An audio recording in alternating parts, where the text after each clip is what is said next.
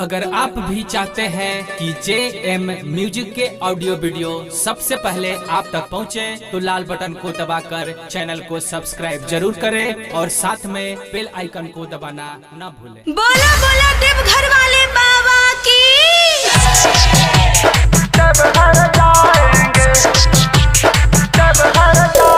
DJ Manish Raxaul.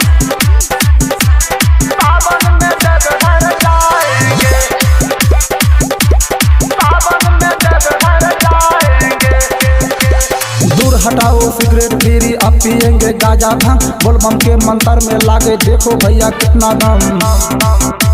दूर हटाओ cigarette बीड़ी अब पियेंगे गाजा भांग, बोलबम के मंत्र में लागे देखो भैया कितना दम।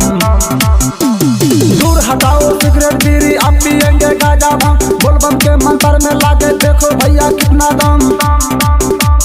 दूर हटाओ सिगरेट बीड़ी अब पियेंगे गाजा भांग, बोलबम के मंत्र में लागे देखो भैया कितना दम। कामर कामर कामर लंदन से लाएंगे, सावन में देवघर जाएंगे। कामर लंदन से लाएंगे, सावन में देवघर जाएंगे।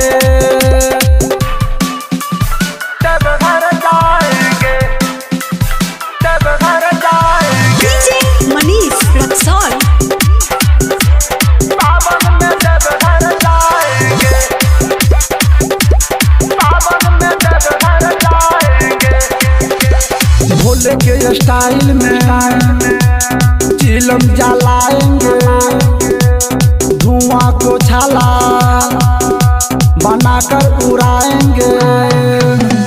भोले के स्टाइल में चिलम जलाएंगे, धुआं को छाला बनाकर उड़ाएंगे। कामर कामर कामर लंदन से लाएंगे, सावन में देवघर जाएंगे। कामर लंदन से लाएंगे, सावन में देवघर जाएंगे। देवघर जाएंगे, देवघर जाएंगे। डीजे मनीष रक्सौल। सावन में देवघर जाएंगे, सावन में देवघर जाएंगे। सभी कांवरिया को काढ़ा पिलाएंगे, भामा के गाना पे सबको नचाएंगे। सभी कांवरिया को काढ़ा पिलाएंगे, भामा के गाना पर सबको नचाएंगे। कामर कामर कामर लंदन से लाएंगे, सावन में देवघर जाएंगे।